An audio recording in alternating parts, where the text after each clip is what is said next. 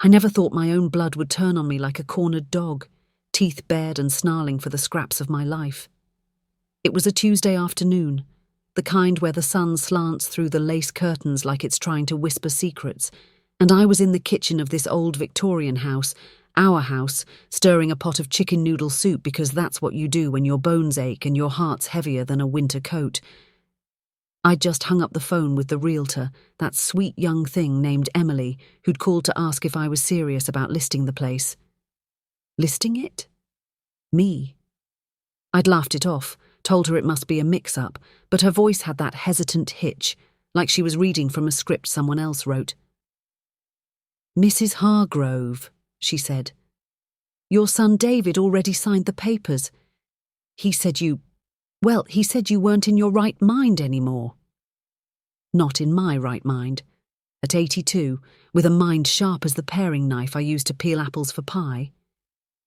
I dropped the spoon right there, soup splattering like tears on the linoleum, and that's when I saw it. The stack of documents peeking out from under the phone book on the counter. Forged signatures, my name scrawled in David's shaky hand, and the title, Sale Agreement for 142 Elm Street. They were selling my house. While I was still breathing, my baby's first steps echoed in these halls, my husband's last breath rattled from that very bedroom upstairs. And my son, my firstborn, the boy I'd rocked through colic nights and cheered at Little League, had put a price tag on it all. $450,000, as if my memories were just another garage sale find. Oh, darlings, if you could have seen my hands tremble as I clutched that paper, the ink blurring like my vision through the hot sting of betrayal. I sank into the chair by the window, the one with the faded floral cushion that's held me through 62 Thanksgivings, and I whispered to the empty room, "Why, David? Why now?" The house creaked in answer, that old familiar groan like it was grieving too. Outside, the maple tree we'd planted the day Sarah was born swayed in the breeze, its leaves whispering accusations I didn't want to hear. But hear them I did, because that's when the phone rang again. Not Emily this time, but the lawyer's office downtown, confirming the closing date for Friday. Friday. 3 days away. They'd planned it all without a word to me, slipping in like thieves in the night, thinking an old widow wouldn't notice until the moving trucks rolled up. But I noticed. And what happened next? Well, hold on to your seats, dears, because it unravelled everything they thought they knew about family, about greed, about the unbreakable threads that tie a mother's heart to her children. It started with a single phone call I never meant to make. But God help me, I did. Let me take you back, though, because you can't understand the knife twist without knowing the hand that wields it. This house on Elm Street wasn't just bricks and mortar. It was the heartbeat of our lives, pulsing with laughter and loss since the day Tom and I bought it in 1962. We were newlyweds then, fresh off our honeymoon in the Smoky Mountains, where he'd proposed under a waterfall with a ring that cost him 2 months' pay from the mill. "Eleanor," he said, his blue eyes crinkling like creek beds in the sun, "this is where we'll raise our army of kids, backyard barbecues, swing sets, and Christmases with more tinsel than sense." I believed him, every word, because Tom Hargrove had a way of making dreams feel solid as oak. We scrimped and saved, me sewing curtains from flour sacks, him working double shifts so we could afford the down payment. The first night we moved in with boxes stacked like Jenga towers in the living room, we danced to Unchained Melody on the warped floorboards, barefoot and breathless, the radio crackling like distant thunder. Our army came quick, David in 64, with his tuft of red hair and a cry that could wake the dead. Sarah 2 years later, all dimples and determination, and little Tommy in 68, the surprise who arrived just as the Vietnam draft notices started coming. Oh, how we filled those rooms. David's first bike, a rusty Schwinn with training wheels, leaned against the porch railing for years even after he outgrew it. Sarah's dollhouse sat under the stairs, a miniature of our own home, complete with tiny furniture I'd crafted from popsicle sticks. And Tommy, my baby, my shadow, he'd follow me everywhere, tugging at my apron strings while I kneaded bread dough on the butcher block island. The kitchen was our kingdom, sunlight streaming through the bay window onto the scarred oak table where we'd share stories over pot roast, the air thick with the scent of rosemary and Tom's pipe tobacco. Backyard summers meant fireflies in mason jars, chasing them until our lungs burned, collapsing in giggles on the grass still warm from the day. Winters brought snowmen in the front yard, carrots for noses scavenged from the fridge, and hot cocoa with marshmallows that bobbed like little boats in the foam. Tom was the rock, steady as the foundation we poured ourselves.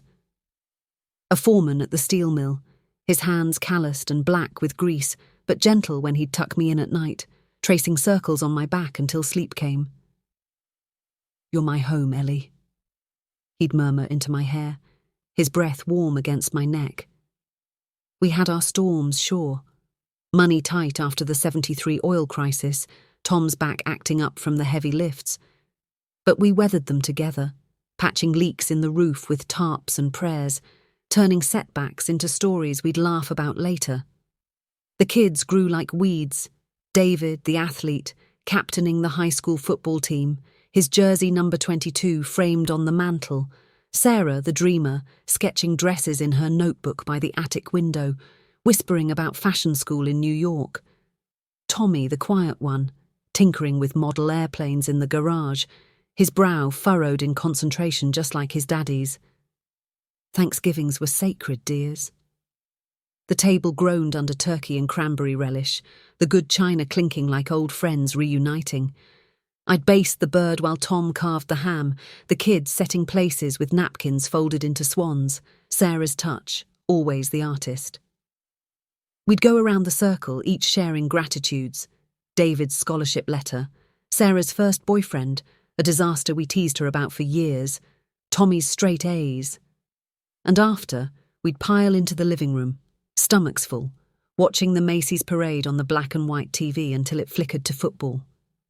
Those were the days that stitched us tight, threads of joy weaving through the fabric of this house.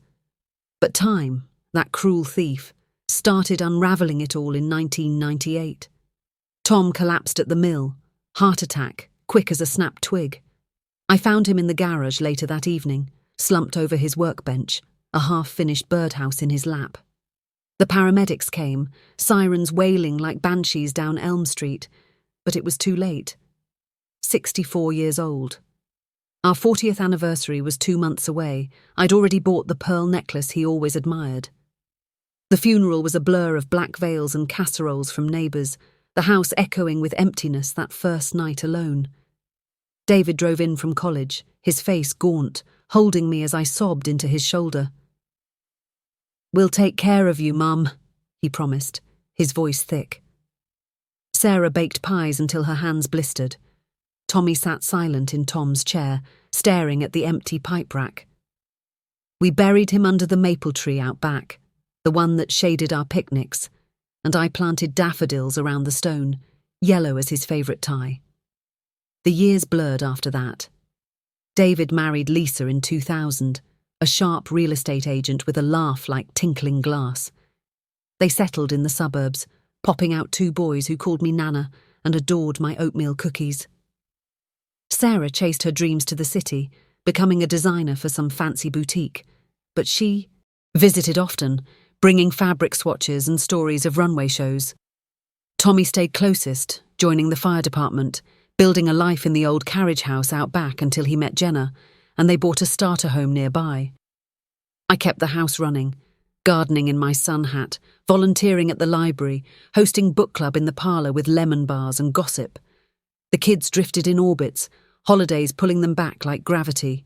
Christmases with the grandkids tearing into presents under the twinkling tree, Easters with egg hunts in the yard, birthdays with cakes layered high as my regrets. Regrets? Oh, I had a few. Like the time I snapped at David during his senior year, tired from a double shift at the diner, calling him lazy for forgetting to mow the lawn. He sulked for weeks, but we mended it over ice cream on the porch swing. Or pushing Sarah too hard about grades when all she wanted was to draw. And Tommy, sweet Tommy. I worried I'd sheltered him too much after Tom's passing, clipping his wings before he could fly. But love covers a multitude of sins, doesn't it? Unconditional, That's what I gave them. Even when David lost his job in the 2008 crash, I co-signed his loan for the new house, dipping into Tom's life insurance. When Sarah's marriage crumbled in 2015, I opened my arms and my guest room, listening to her cry through the walls until dawn. Tommy's divorce 2 years later. I drove him to therapy, packed his lunches like he was still in grade school. "You're my anchors," I'd tell them, hugging tight at departures. "This house is always here for you, but anchors can drag you under if the chain rusts. It started subtle, dears, like cracks in a foundation you ignore until the whole thing tilts." David and Lisa's boys, now teenagers, stopped coming for Sunday dinners. Too busy with sports and phones, David said. Sarah's visits grew shorter, her eyes glazing when I reminisced about Tom's recipes. Tommy was the holdout, still chopping wood for my fireplace, but even he mentioned assisted living once, after I twisted my ankle on the uneven front steps. "Mum, it's not safe," he said gently, handing me a mug of tea. I waved it off. I've climbed those stairs 1,000 times, felt Tom's hand steady on my elbow in memory.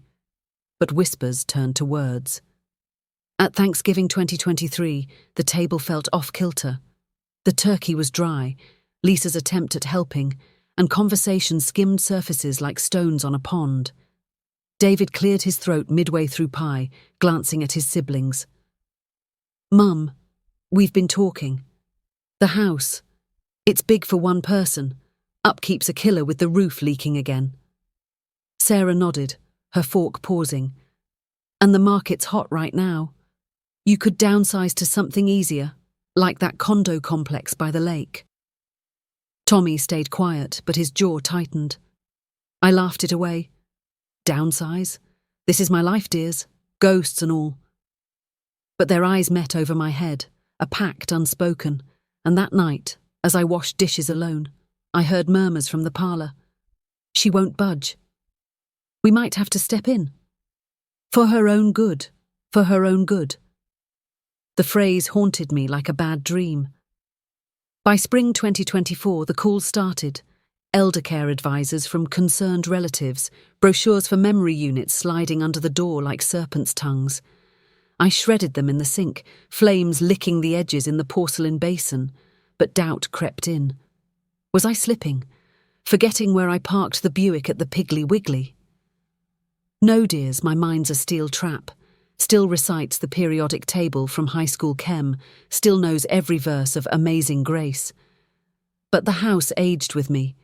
Gutters sagging, paint peeling like old skin, the furnace coughing like Tom's last cough. Bills piled on the desk in the study, Tom's old roll top where he'd balanced checkbooks by lamplight. David offered to handle them once, and I let him, fool that I was, thinking it was love, not leverage. Then came the summer of the secret meetings. It was July, the air thick as molasses. Cicadas droning like accusations from the oaks. I'd been weeding the rose beds, hybrid teas Tom planted for my birthday, when I heard voices from the backyard, low and urgent, filtering through the lilac hedge. David's timbre first, clipped and businesslike. "The appraiser came yesterday, $420,000 easy, maybe more with the updates." Lisa's laugh brittle. "And Mum gets a nice check for a nursing home suite. Win-win." Sarah's voice, hesitant but edged. "But what if she fights it? She's stubborn as Dad was." "Tommy, oh God," Tommy's rumble. "This is wrong, she's not incompetent." A pause, heavy as thunderclouds. Then David. "Tommy, grow up. We're protecting her, and us. That inheritance tax could eat half if we wait till she's gone." Inheritance. The word slithered out, venomous, and I froze, dirt-caked trowel in hand, heart pounding like a war drum. Protecting her? Or picking her bones clean? I wanted to burst through, demand answers, but fear glued my feet, fear of shattering the family I'd glued back together after Tom. So I listened, breath shallow as they plotted, power of attorney, cognitive decline claims, a quick sale to developers eyeing Elm Street for condos. My home, our sanctuary, reduced to a line item. That night, Sleep evaded me. I wandered the halls in my robe, moonlight silvering the photos on the walls. David's graduation, Sarah's wedding, Tommy's Fire Academy pin. In the attic, amid dust motes dancing like lost souls, I pulled out Tom's old diaries, leather-bound journals from his mill days, filled with sketches of birdhouses and notes on our anniversaries. Ellie smiled today, one read, world brighter. Tears soaked the pages as I traced his script, vowing silently, they won't take this from me. From us. Dawn found me in the kitchen, brewing coffee strong as resolve, dialing Emily the realtor, not to list but to ask questions. David signed? I pressed, voice steady despite the quake inside. She stammered, yes, ma'am, and a notary stamped it. Said you approved. Forgery. Plain as the nose on my face. But proof? I needed proof, something to pry open their lies like a crowbar on a coffin nail. The days blurred into a fever dream of espionage. I feigned frailty, shuffling with a cane I dusted off from the closet, forgetting names at the grocery to test their reactions. David visited more, bearing takeout and concern, but his eyes darted to the crown moulding, calculating square footage. Mum, let's talk options, he'd say, patting my hand like I was a child. I'd nod, play along, all while taping conversations on the old cassette recorder Tom used for ham radio logs. Sarah dropped hints about fresh starts, gifting me a brochure for Willow Creek Retirement Village, cheery photos of smiling seniors playing bingo, but I saw the bars on the windows, the end of independence. Tommy alone seemed torn.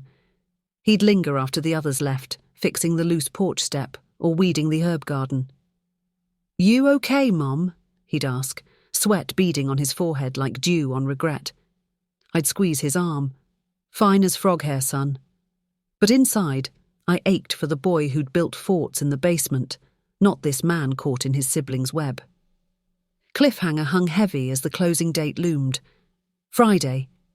I'd confront them at the family dinner I insisted on. Neutral ground, the dining room with its chandelier casting prisms like fractured trust. I set the table meticulously. Linen cloth starched crisp, silverware polished to mirrors, candles flickering shadows on the wallpaper Tom wallpapered himself. The pot roast simmered, carrots and potatoes bobbing like buoys in a storm-tossed sea. They arrived in a convoy, David and Lisa first, bottles of wine as camouflage, Sarah with a bakery cake, chocolate-frosted lies, Tommy last, face stormy as an approaching front. We sat, Grace said with voices strained, forks scraping plates like nails on chalkboards. Small talk skittered, grandkids' soccer scores, Lisa's new listing, irony thick as gravy. Then midway through I pushed back my chair, the legs screeching protest. David, I said, voice calm as a loaded gun, care to explain these? I slid the sale papers across the table, the ones I'd found that morning, annotated with highlighter like battle lines. The room froze, deers, candles guttering, a fork clattering to china. David's face drained of colour, wineglass trembling in his grip. Mum, it's not what it looks like, I finished, rising slow, cane thumping like a judge's gavel. Then what is it, son? Because it looks like fraud, my signature, your hand, my home, your profit. Lisa gasped, hand to pearls. Sarah's eyes welled. Mum, we were worried. Tommy stared at his plate, fists clenched, white-knuckled. David recovered first, bluster rising. You're imagining things.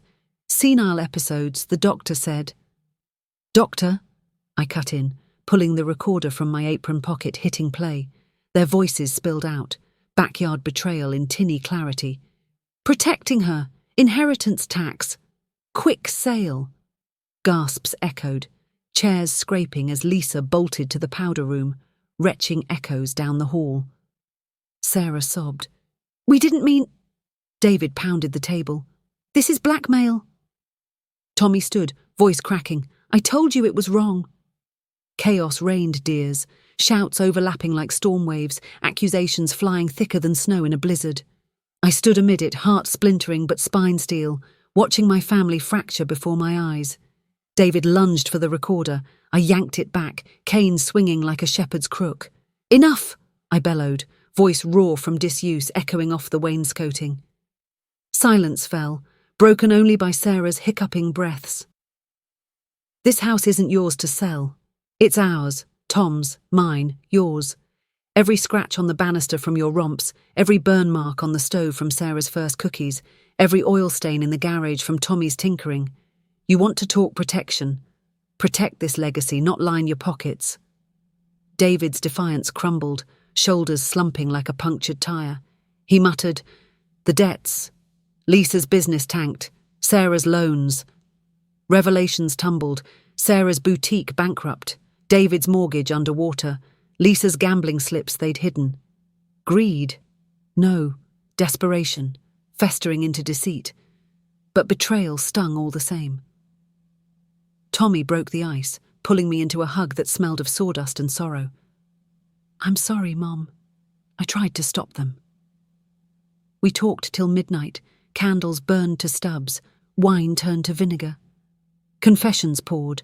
The forged POA slipped into my files during a visit, the realtor bribed with promises of commission. I listened, tears carving rivers down cheeks lined with decades, forgiving in whispers because that's what mothers do, even when it carves out your core. But justice? Oh, it simmered like stew on low. I didn't press charges. Not yet. Instead, I called my own lawyer Monday morning, old Mr. Hargrove, no relation but loyal as a bloodhound, his office smelling of pipe smoke and precedent. "Eleanor," he rumbled, adjusting bifocals over the desk cluttered with law tomes.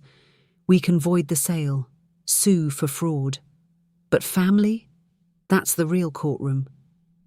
I nodded, signing countersuits with a flourish, the pen scratching like claws on flesh. What happened next? They never expected the ghost of Tom to rise up, dears, in the form of a hidden clause in his will I'd forgotten, or rather tucked away like a secret recipe.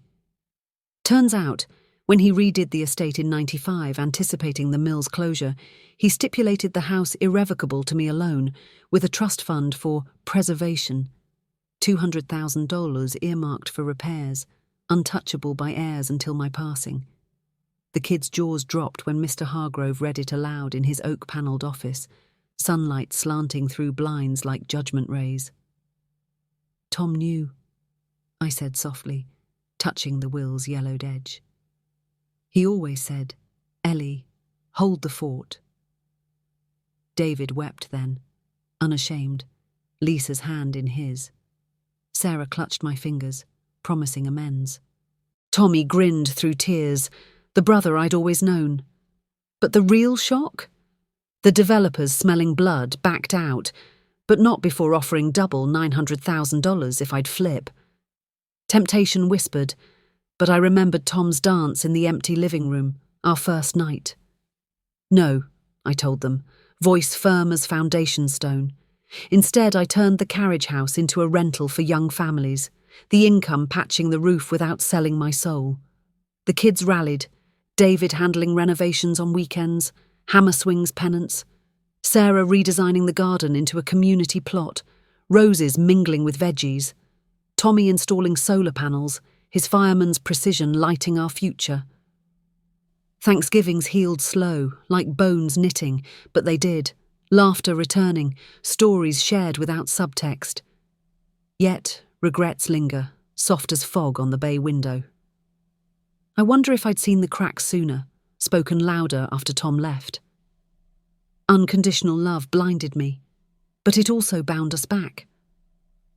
Justice came not in court, but in revelation, the shocking truth that family isn't blood alone, but choice, forgiveness forged in fire. And now, as I sit in my rocker by the hearth, fire crackling like old vinyl records, the house sighs content. It's held us through betrayals and births, sales dodged and souls saved. What they never expected, that an old woman's heart, cracked but unbowed, could rebuild what greed tore down. Hold your loved ones close, dears. Homes aren't just houses, they're heartbeats. Cherish yours. Oh, but I jumped ahead there, didn't I? like skipping chapters in one of those thick novels Sarah used to devour on rainy afternoons, curled up in the window seat with her knees tucked under her chin. Forgive an old woman her haste. Memories tumble like dominoes sometimes, one knocking into the next until you're buried under the weight of what was and what might have been. That night after the dinner confrontation, oh dears, let's linger there a spell because the unravelling didn't stop at tears and table pounding. No, it seeped into the floorboards, staining the very grain like spilled wine that never quite comes clean. As the clock in the hall struck 11, its chimes muffled by the thickness of our shared shame, David pushed back from the table one last time, his chair legs dragging a screech that set my teeth on edge. His face was a map of defeat, lines etched deeper than the Grand Canyon under that chandelier light, shadows pooling in the hollows of his cheeks. "Mom," he started, voice gravelly from the shouting. God, how do I even—" He trailed off, rubbing his temples like he could massage away the mess we'd made. Lisa hovered behind him, her manicured hands fluttering like startled birds, dabbing at smudged mascara with a napkin crumpled like her composure. She'd emerged from the powder room pale as fresh linen, the scent of her lavender perfume now cloying, mixed with the acrid tang of regret. "Eleanor, please," she whispered, stepping forward tentatively, her heels clicking soft on the hardwood. "We thought— the business, the boys' college funds. It snowballed." David didn't sleep for weeks, staring at the ceiling fan in our den, calculating numbers that never added up. Her eyes, usually sharp as a realtor's closing pitch, softened then, pleading. I wanted to hate her. Oh, how I did, for whispering those backyard poisons. But seeing her there, vulnerable as a cracked eggshell, I saw the girl who'd once baked lopsided bundt cakes for my birthday, her apron dusted with flour like fresh snow. Family, dears. It's a tangled web, sticky with love and lies, and you can't snip one thread without the whole thing quivering. Sarah was the first to shatter the hush, her chair tipping as she rose, chair arms gripped white-knuckled until her bracelets jangled like alarm bells. "Mama!" she choked, the childhood endearment slipping out unbidden, taking me back to scraped knees and bedtime stories read by flashlight under the covers. She crossed the room in 3 strides, her sundress swirling like autumn leaves, and dropped to her knees beside my seat, head bowing onto my lap as sobs racked her slender frame. The fabric of her dress was cool against my skirt, scented with the jasmine oil she splashed on after showers, a habit from her city days when she'd call late nights, voice bright with triumphs. "I was drowning," she confessed into the folds, words muffled but piercing. "The boutique, rent hikes, online giants eating my margins. I poured everything in, even the nest egg you and Dad gave for my wedding. Then the divorce settlement. I couldn't face you empty-handed. David said the house was equity we all shared, that you'd understand once it was done. But I knew deep down it was theft. From you. From us." Her fingers twisted the hem of my apron, the one with the embroidered daisies Tom teased me about. "Ellie, you're flowering the kitchen." And I stroked her hair, threads of grey mingling with the chestnut I'd once braided for school pictures. Tommy, my quiet anchor, hadn't moved from his spot at the table's end, but his eyes, those deep brown pools like his father's, had tracked every tear, every flinch. He rose slow, deliberate like a fireman assessing a blaze before charging in, and circled the table to stand between his brother and sister, a human bridge over the chasm we'd carved. "Enough words," he said, voice low but steady, the rumble of distant thunder that promises rain but not flood. He pulled out his wallet, that battered leather bifold stuffed with photos and receipts, and extracted a folded check, $5,000, made out to me from his savings. "This is what I could scrape without them knowing, for the roof, or the taxes, whatever you need." His jaw worked, Adam's apple bobbing as he swallowed hard. "I walked out of that backyard meeting, Mum. Told them I'd have no part. But I should have come to you straight. Should have trusted you'd fight like Dad did when the mill tried to short him overtime." He placed the check in my palm, his calluses rough from hose grips and ladder rungs, closing my fingers around it gentle as tucking in a child. We sat like that for what felt like hours, though the mantel clock betrayed only 20 minutes, time stretching thin as pulled taffy in crisis. The pot roast congealed on plates, flies buzzing lazy circles over the uneaten pie, but no one moved to clear. Instead, stories spilled forth, confessions uncoiling like springs long wound tight. David admitted the gambling first. Lisa's vice, he'd called it. But truth was he'd dipped in too, poker nights at the VFW turning into debts that chained him like ball and shackle. Started with $20 on a hand, he muttered, staring at his laced fingers, knuckles scarred from football gloves long retired. Ended with maxed cards and a second mortgage we hid from the bank. Sarah layered on her layers. The lover who'd drained her accounts before vanishing to California. The investor who'd promised boutique expansions but fled with seed money. Tommy, bless him, revealed his own fracture. The firehouse layoffs after budget cuts, Jenna's alimony eating his checks, a fear of fatherhood that kept him from dating again. "I watched you hold us after Dad," he said, eyes glistening. "Didn't want to lean if it broke you more." "And me? Oh, I shared my ghosts too, dears, because healing's a two-way street, paved with vulnerabilities laid bare." I told of the nights after Tom's funeral when I'd wander the attic, fingering his tools, the chisel that carved our initials into the mantel, the plane that smoothed rough edges on the cribs. "Grief's a thief," I said, voice cracking like dry leaves underfoot. Stole my sleep, my appetite, turned mirrors into enemies with their hollow-eyed stares. But this house, it held me up when my legs wouldn't. The creak of the third stair, reminding me of your tiptoe raids on the cookie jar. The scent of lilacs through the bathroom window, like the bouquet Tom brought, after every shift. I paused, throat tight, the room heavy with the weight of unsaid I love yous. I gave you roots here thinking they'd grow strong. Never dreamed they'd choke the tree. Dawn crept in reluctant grey light, filtering through the shears like smoke from a dying fire, painting our faces in shades of exhaustion and epiphany. Lisa brewed coffee, strong, black as midnight regrets, its aroma curling through the dining room like a balm, mingling with the faint vanilla of cooling candles. We sipped from mismatched mugs, David's chipped from his college days, Sarah's souvenir from a Paris trip she'd hated, Tommy's insulated one from the station. Plans hatched tentative, fragile as eggshells, cancel the realtor, shred the forgeries, consult the lawyer come morning.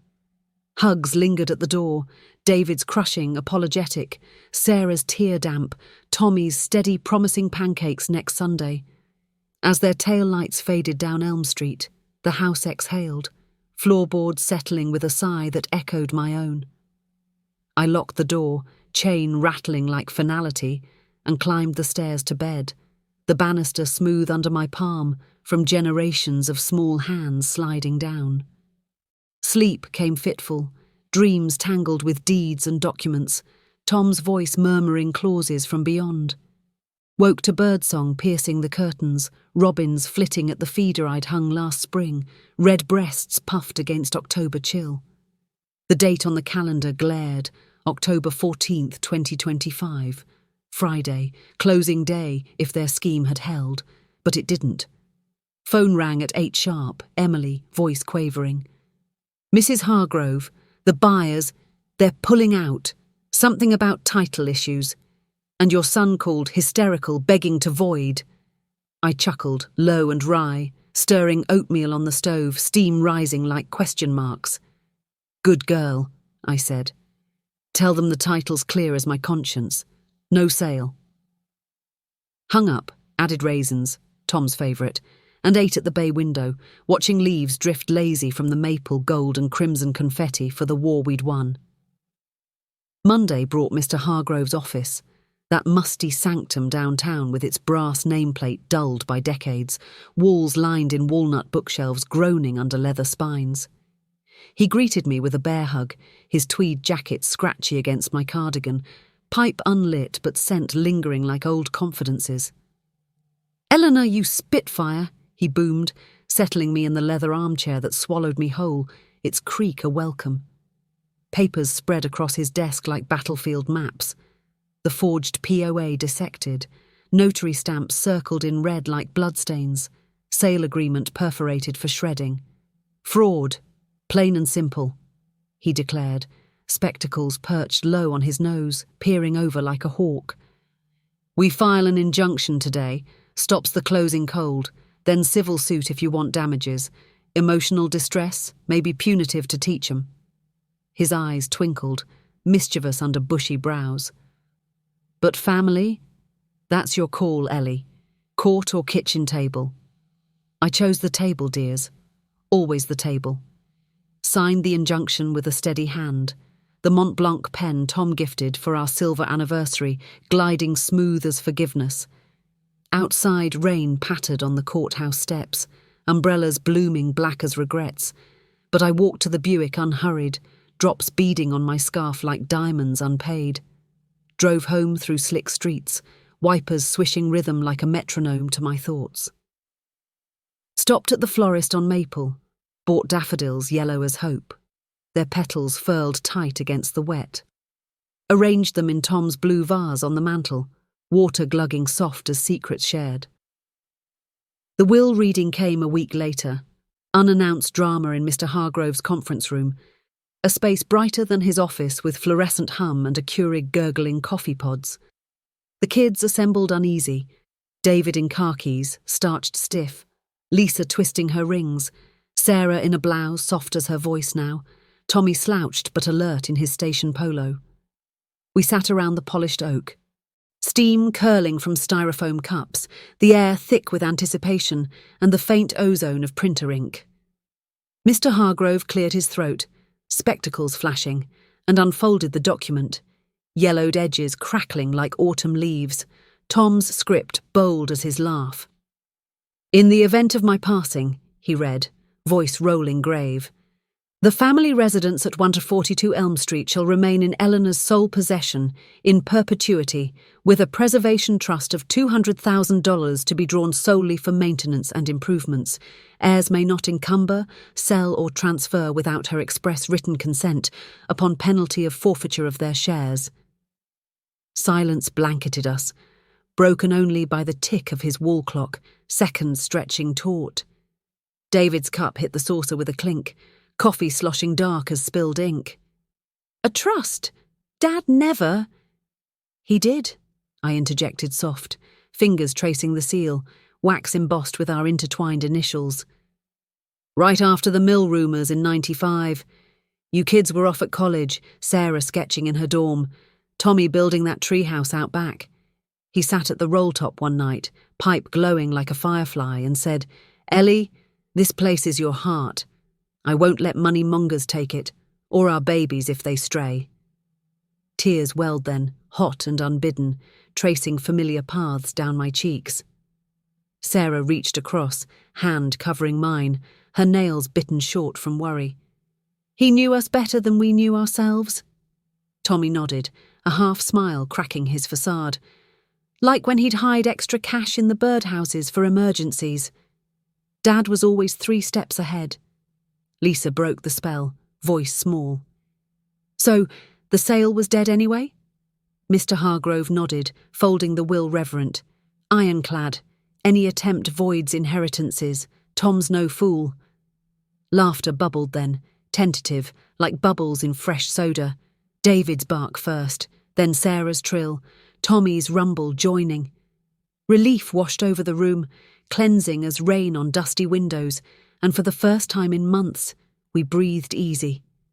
Hugs followed, fierce and fumbling, the conference room shrinking around us. "Lunch?" Tommy suggested, arm slung brotherly over David's shoulder. "Mum's pot roast?" I demurred. "Rain check, dears, but pancakes Sunday." They scattered like leaves in wind, promises trailing, calls to the realtor, debts restructured, therapy cards exchanged. Homeward, the drive wound through neighbourhoods alight with Halloween prep, pumpkins grinning toothless on stoops, skeletons dangling from porches like warnings unheeded. Our Elm Street glowed subdued, the Victorian's turrets piercing low clouds, porchlight a beacon against the gloom. I parked in the drive, gravel crunching under tyres worn thin as my patience had been, and paused at the mailbox. Bills, a seed catalogue, optimism in print, and a letter from Willow Creek, that retirement brochure returned with a polite no. Inside, the house welcomed with its symphony, refrigerator hum steady as Tom's snore, clock ticking time reclaimed. I kicked off my flats, toes curling into the runner rug Sarah wove in home eek, its wool threads still vibrant after 40 years. Evenings blurred into routine reclaimed but laced with new rituals. David showed Tuesdays, toolbox in hand, patching the attic leak where rain had dripped Morse code of despair. We'd work side by side, him on ladder, me handing wrenches, sweat beading on his brow like dew on regret. "Remember that treehouse?" He'd grunt, hammering nails home. "You caught me sneaking out for a smoke at 15, grounded me a month but baked cookies anyway." I'd smile, wiping sawdust from my slacks. "Love's not logical, son. It's cookies in the punishment." Lisa tagged along sometimes, tape measure in her clutch, suggesting paint swatches, soft blues for the parlour, evoking Tom's eyes. Her laugh returned gradual, genuine over iced tea on the veranda, sharing listings not for sale, but dreams deferred. Sarah commandeered weekends, sketchpad underarm, transforming the backyard into Eden Redux. "Community garden," she declared one crisp Saturday, soil black and rich under our gloves, the air sharp with turned earth and turned leaves. We planted rows, tomatoes for Tommy's sauces, herbs for my teas, roses reclaiming the beds where whispers once hid. Grandkids joined, David's boys Jake and Max, now lanky teens with braces glinting, digging furrows with reluctant enthusiasm that bloomed into wheelbarrow races. "Nana's dirt is magic," Jake proclaimed, mud-streaked face alight, as carrots peeked stubborn from the ground. Sarah sketched them, charcoal smudging her cheek, capturing joy in quick lines. "This is legacy," she murmured, elbow deep in mulch. "Not dollars, but dirt under nails." Tommy anchored it all, his fire truck rumbling into the drive Fridays, gear bag slung heavy.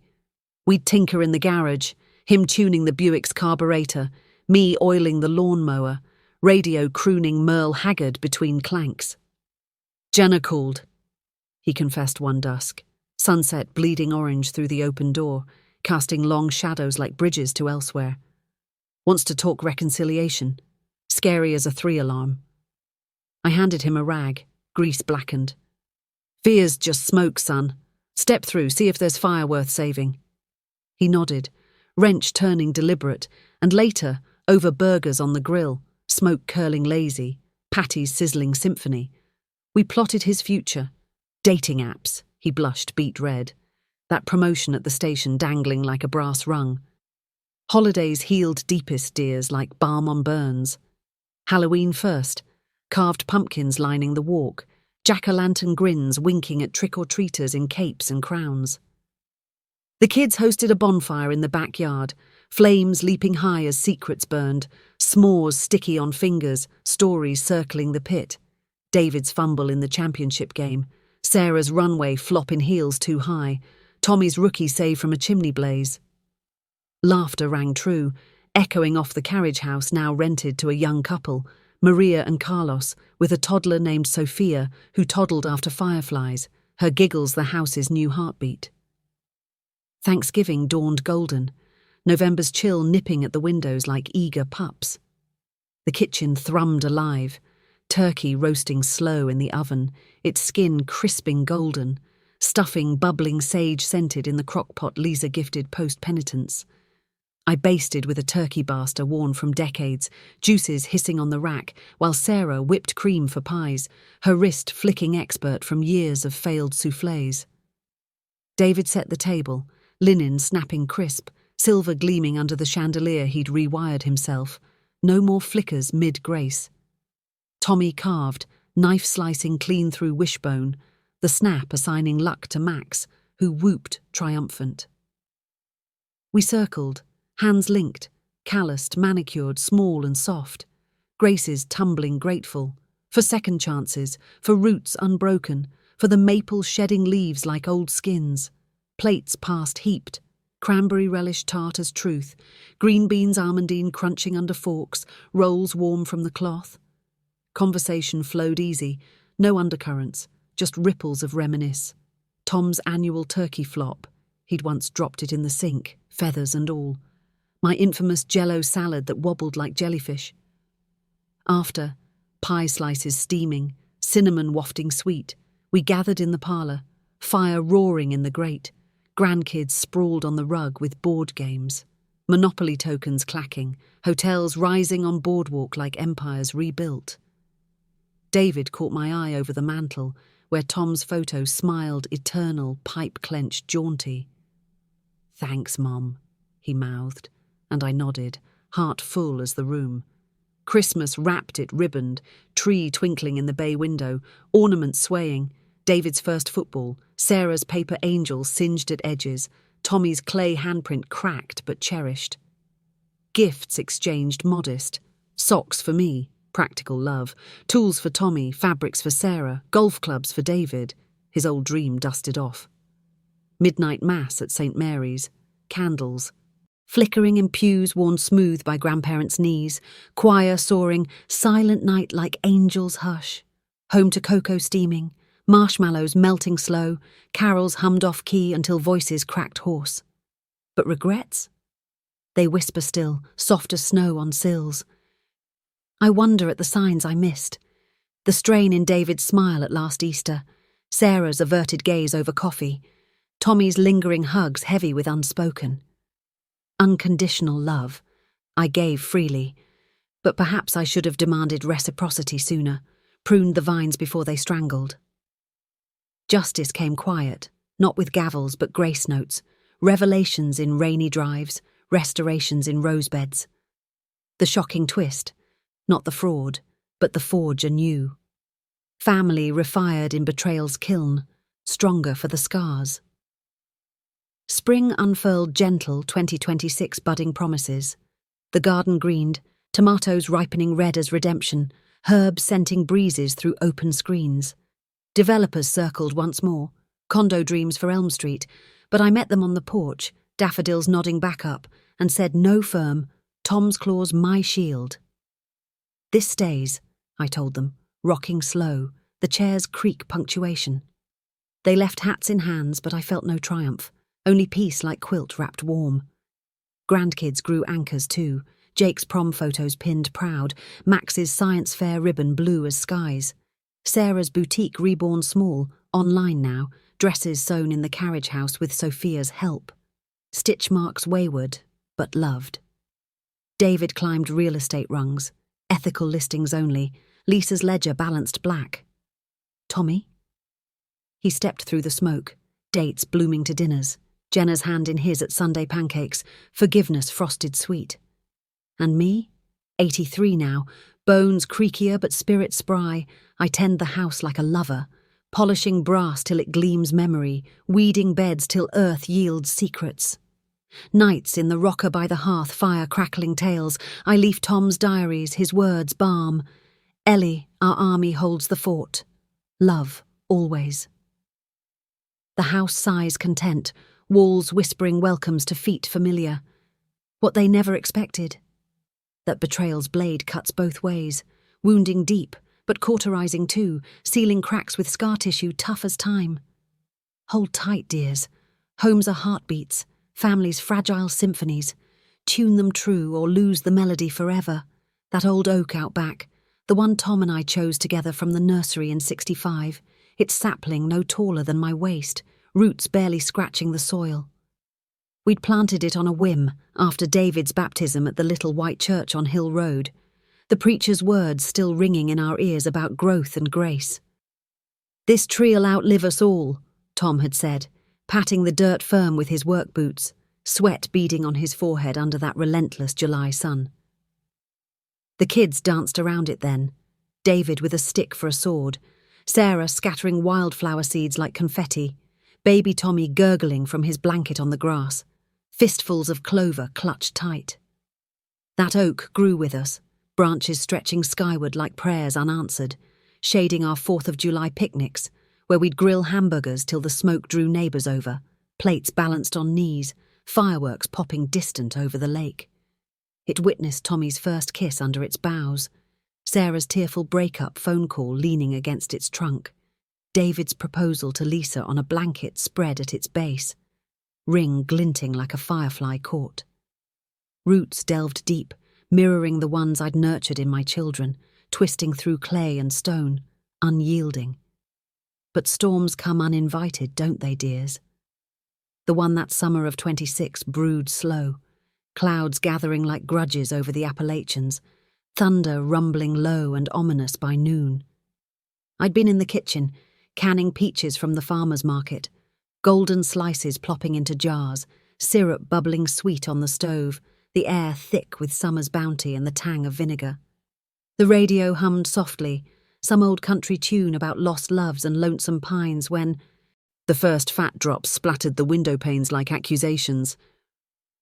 "Coming down buckets," I muttered to myself, tightening lids with a satisfying clink, the steam curling up to fog my glasses. The kids were scattered, David at a closing downtown, Lisa showing a split level to young buyers, Sarah in the city for a fabric expo, her texts pinging optimistic emojis, Tommy on shift, siren wails faint over the hills, grandkids at camp, Jake leading hikes, Max collecting tadpoles in jars. Alone, but not lonely, the house my companion, its timbers whispering back. Wind howled then, whipping the maple's leaves into a frenzy, branches thrashing like arms in supplication. I wiped my hands on the dish towel, floral print faded from too many washes, and peered out the back door, the screen rattling in its frame. Lightning cracked the sky, a jagged vein pulsing white-hot, illuminating the yard in stark relief. The garden rose straight as soldiers, rose trellis swaying precarious, the oak standing sentinel, its crown dark and defiant. Another bolt, closer, the thunderclap shaking the foundations, dishes clinking in the cupboards like nervous teeth. I clutched the doorframe, heart skipping like a stone on water. Tom hated storms, always, pulling me close on the couch with a quilt thrown over our laps, his arm heavy and reassuring. "Just God's flashbulbs," he'd joke. But his grip betrayed the fear, the mill accidents etched in his mind like scars. Then it struck, the bolt that splintered night, forking straight for the oak with a sizzle like bacon in a hot pan, the air ionizing sharp as ozone. The tree shuddered, bark exploding in shards that peppered the lawn like shrapnel, a groan rising deep from its core as the trunk cleaved lengthwise, wood fibres tearing with a sound like world's ending. Fire licked the split, flames dancing blue and hungry up the ruined height, smoke billowing black against the bruised sky. I gasped hand to mouth, the jar slipping from my grasp to shatter on the tiles, peaches spilling sticky, a sweet ruin mirroring the scene outside. Rain poured now, sheets of it sluicing the eaves, turning the yard to mud soup, quenching the blaze but leaving the carcass smouldering, steam rising like ghosts from the grave. Phone in hand, fingers numb, I dialed Tommy first, instinct, always my baby boy, the fixer. "Mum?" His voice cut through the static background chatter of the station fading as he stepped aside. "Oak's down," I managed, voice thin as the rain-lashed screen. "Lightning. It's split clean." A pause, then his breath whooshing out. "On my way. Stay inside. Wires might be live." He hung, tires screeching implied, and I sank to the floor amid the peach slick, back to the cabinet, knees drawn up like a girl again. Tears came hot, mingling with the mess. Not for the tree alone, but the symbol. The vows we'd carved into its bark one anniversary.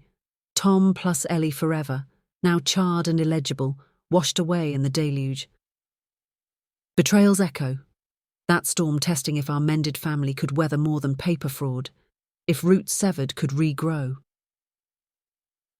Tommy arrived in under 10, truck headlights cutting the downpour like knives, boots squelching as he burst through the mudroom door, rain sheeting off his jacket.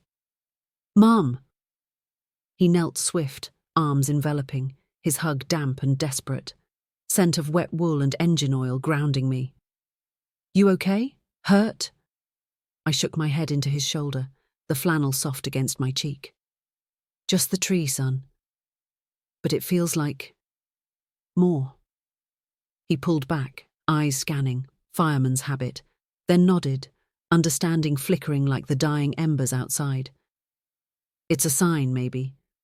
Time to let go of some old growth.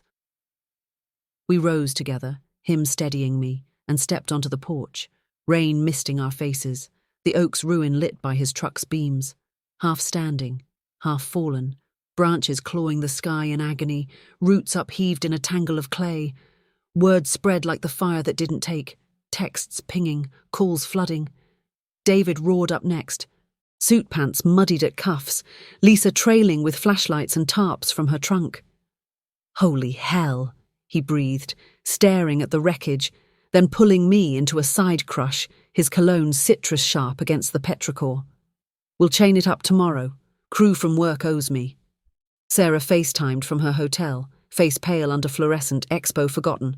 Mum, I'm driving back tonight. Don't touch a thing. Grandkids chimed in group chat. Jake, Nana, tree hugging coming? Max, can we make it a fort?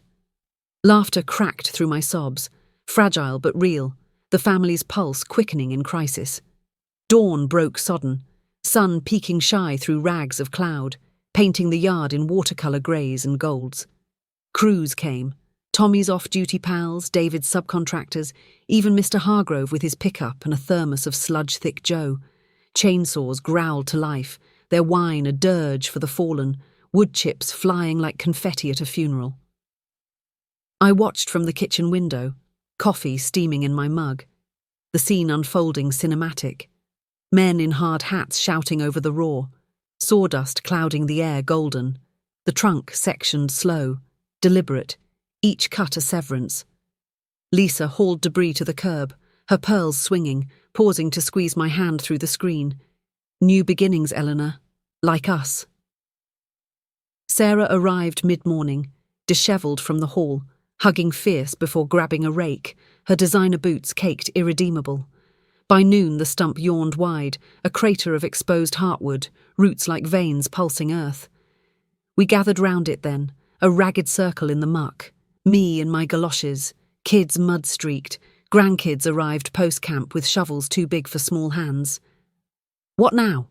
David asked, wiping brow with forearm, leaving a stripe of dirt like war paint. Tommy knelt, fingering a splintered chunk, the bark's ridges familiar as old friends.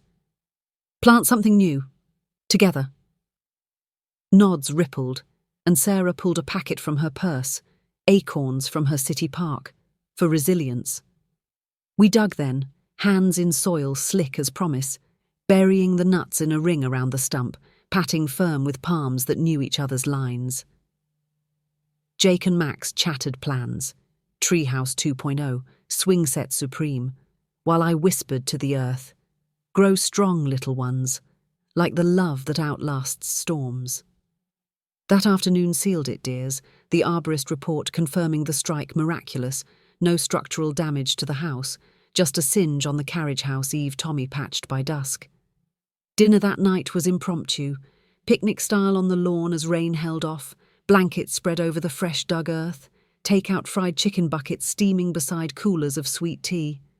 Laughter flowed freer, stories spinning, Tom's storm rituals, candle-lit poker by flashlight, my infamous basement flood of '89 when we'd bailed with soup pots till dawn.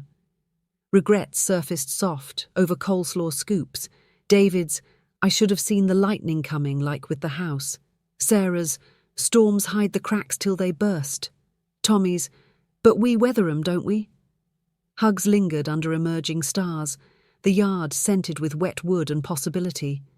Summer waned golden, the acorns sprouting tentative, green shoots piercing soil like hopes renewed. The house settled deeper into my bones, its creaks now songs of survival, not sorrow. Fall brought harvest from the garden, squash piled porch high, pumpkins grinning for pie, and Thanksgivings richer, the table extended with leaves from the attic, chairs squeezed for all. Christmases twinkled brighter, ornaments joined by acorn charms Sarah crafted, silver wires twisting memories new. Spring 27 bloomed defiant, saplings shading the first family Easter egg hunt, eggs hidden in tender leaves, laughter chasing the wind. But oh, the regrets, they mellow like good bourbon, sipped slow in quiet evenings. I ponder the blindness of love, how it shields eyes from gathering clouds, how betrayal's thunder can deafen but also clear the air. Unconditional? Yes, but laced now with boundaries, like garden fences to guide the wild growth. Justice? It arrived in lightning's forge, revelations crackling bright. Family not forged in blood alone, but in storms survived, roots replanted side by side. The shocking revelation? That what they never expected wasn't my fight, but our flight together. Wings mended, soaring higher for the fall. And as the years layer like dust on mantel photos, the house endures, a testament etched in every nail and knot. I've turned 84 now, hair silver as moonlight on Elm Street, but steps sure on these floors that know my rhythm. The kids thrive. David's agency ethical, listings homes not hearts. Sarah's designs worn by neighbours, stitches of community. Tommy married Jenna anew, their baby due come fall, a grandchild to chase fireflies under young oaks. Grandkids anchored deep, Jake off to college with my quilt packed tight, Max tinkering engines in the garage, echoes of uncle's past. What happened next? Life, dears. Messy, miraculous, mended. They tried to sell my soul while I breathed, but the storm taught us. Some foundations crack, but with grace and grit, they hold. Cherish your hearths, your hearts. Betrayal breaks, but forgiveness builds unbreakable. Love like lightning, fierce, fleeting, forever illuminating. Thank you for listening, dear. Please don't forget to like this video, share it with your loved ones, and subscribe to our channel for more heart-touching grandma stories that stay with you forever.